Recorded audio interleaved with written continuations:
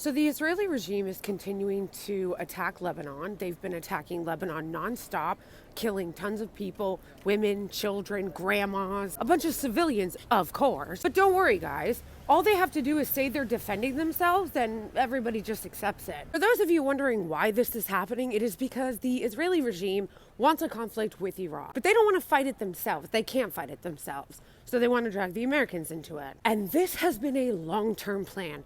Netanyahu has been talking about Iran for decades. On top of that, Netanyahu is the perfect person to carry this out because aside from kind of being American himself, he always says, I understand the Americans. I know how to deal with them. I know how to manipulate them. He has literally said that. אנחנו הולכים למסלול התנגשות עם הממשל האמריקאי. ארצות הברית זה לא מקשה אחת, זה לא מקשה אחת. יש את הסנאט, יש את הקונגרס, יש את הכוח היהודי שהוא עצום, יותר חזק משהיה אי פעם. יש דעת קהל, יש לנו כוחות כבירים בדעת הקהל שמתנגדים למדיניות הזאת, גדולי הפרשנים.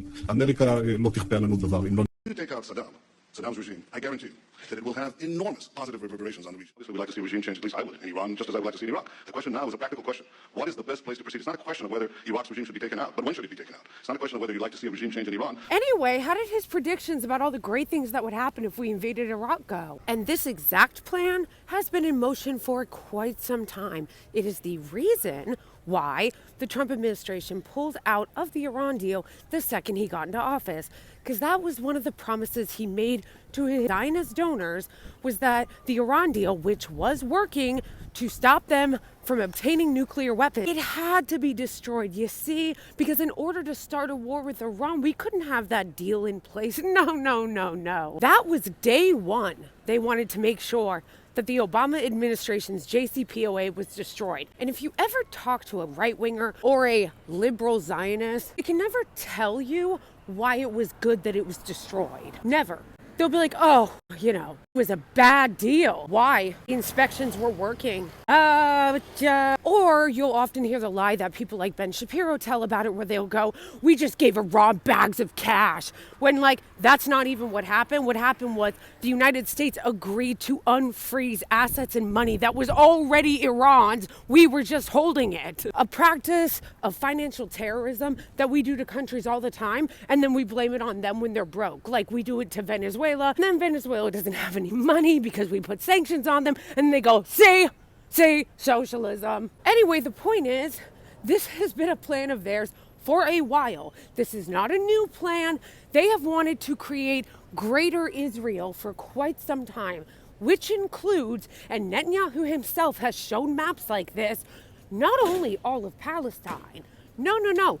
They want Lebanon, parts of Syria, they want parts of Egypt, all of Jordan, half of Iraq, part of Saudi Arabia, and a partridge in a pear tree. And hopefully the big prize, which is Iran. This is the map.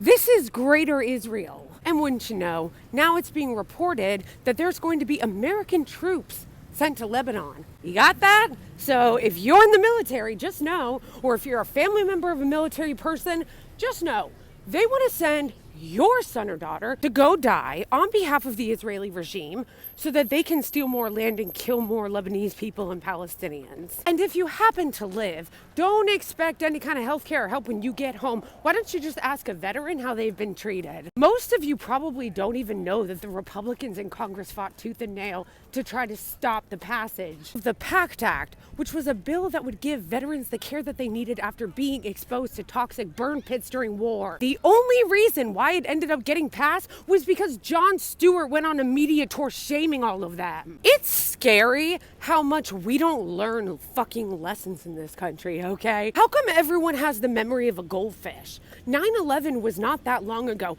And don't even give me this. I wasn't even born during 9/11. You went to school, didn't you? You've read a fucking book, haven't you? We are seeing so many repeats of the lead up into the invasion of Iraq and Afghanistan.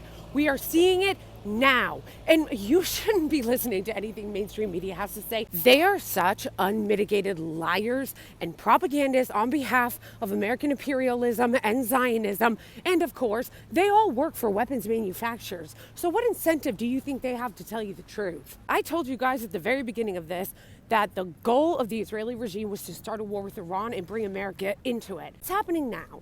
It's happening now. Just take a glance at some of the articles that have come out the last few days. They are trying to manufacture consent for this broader war. They always frame it, regardless of the outlet, if it's a mainstream media outlet, as the Israeli regime is coming from a defensive place, when everything they are doing is offensive. Oh, but they're firing rockets. You mean like this? You mean like this? Who's been firing more rockets, bitch? They've been attacking Lebanon nonstop, but you're not gonna see that in the news. If you're American, I just want you to ask yourself this question. Are you interested in dying in a war for the Israeli regime? You think you're financially struggling now? Wait till some of your tax dollars start going to war with Iran, which is, incidentally, way bigger than Afghanistan.